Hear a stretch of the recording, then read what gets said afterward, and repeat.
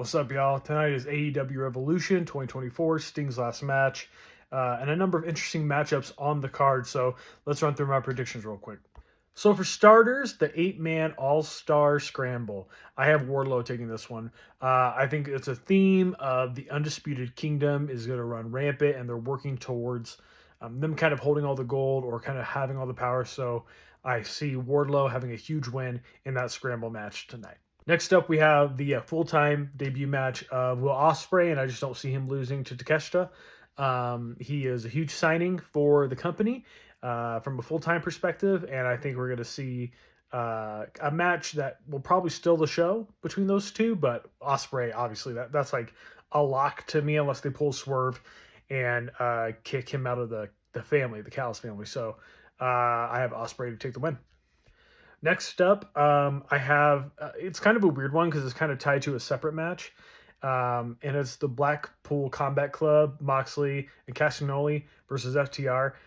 I don't know. There's something weird about Blackpool Combat Club all losing on the same night, and I feeding into my other prediction. I think I have Moxley and Castagnoli winning this one, but I could easily see FTR winning this as well. This is one of my low confidence matchups right here and predictions. So I'm going to say Blackpool Combat Club to win this one. And on the other side of that, we have Bryan Danielson taking on Eddie Kingston for the Continental Crown Championship. This is a championship that Kingston just won recently. I don't see him losing it anytime soon. So I'm going to have Eddie Kingston to retain. Also a championship match, we have Christian Cage against Daniel Garcia.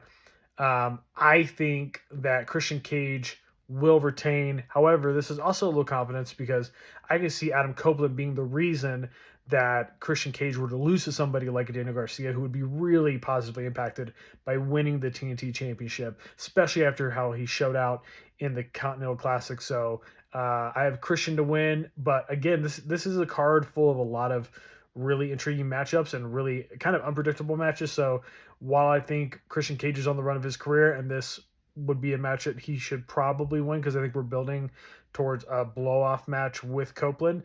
I don't know if that necessarily needs the title, so I could see Garcia winning this. Next up for the Women's Championship, we have Timeless Toni Storm versus Deonna Purrazzo.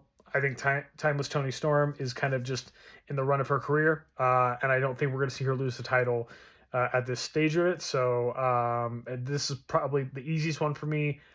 Timeless Toni Storm takes it and retains. Orange Cassidy against Roderick Strong for the International Championship. This one, I love Orange Cassidy. He's had the title for a while. He's kind of just ran the International Championship picture scene for quite some time. And I think that with, like I said earlier, with the Undisputed Kingdom kind of starting to take over and assert their dominance after the reveal of who all of the masked assailants were and who the devil was at World's End, I see Roderick Strong winning that international championship tonight. For me, this feels like a pretty safe bet that Strong tonight kind of like takes his first title in AEW and really shows his abilities moving forward. Triple threat match for the AEW World Championship. Samoa Joe defends against Hangman Adam Page and Swerve Strickland, three of my favorite wrestlers in all of AEW.